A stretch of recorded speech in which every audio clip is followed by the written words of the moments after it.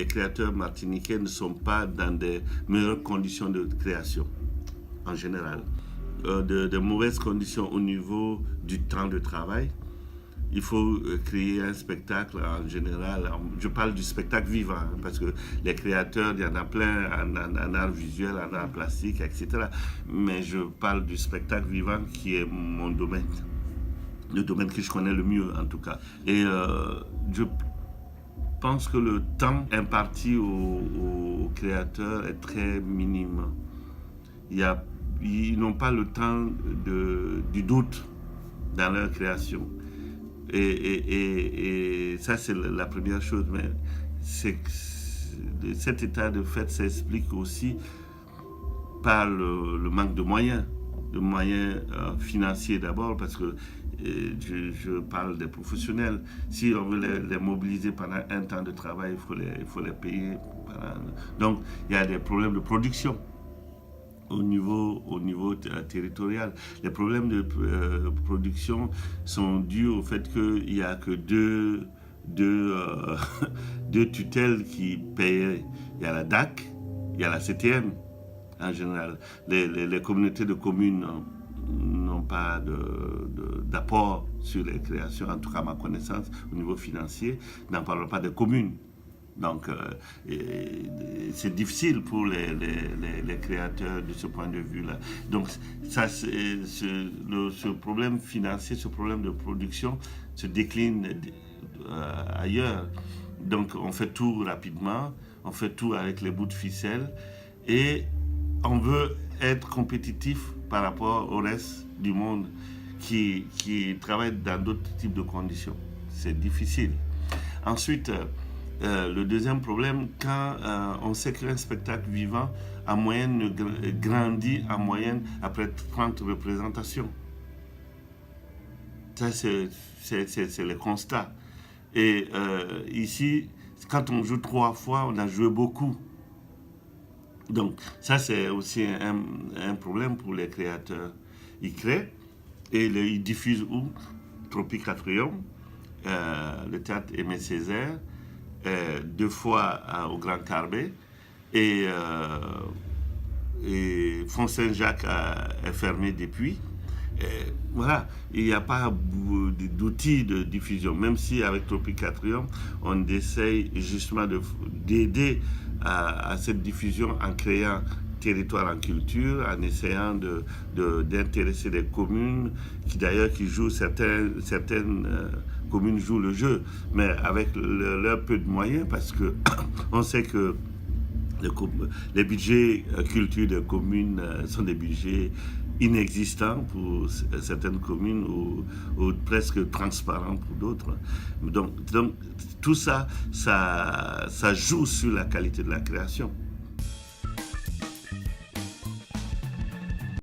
Quand je suis arrivé, j'ai fait une demi-programmation, c'est-à-dire que j'ai programmé de février à juin.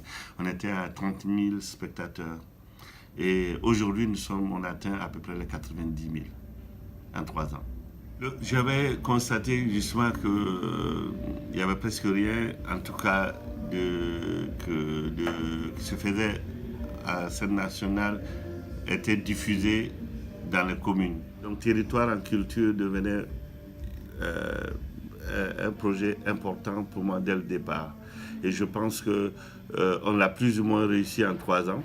C'est pas au moment où on plante les graines que l'arbre pousse, mais là, on a commencé à voir les bourgeons.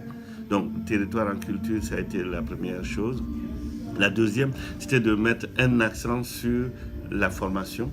Donc, on a mis en place plusieurs types de formations parce que malheureusement, la position géographique fait que nos acteurs culturels, en général, sont loin des centres de formation.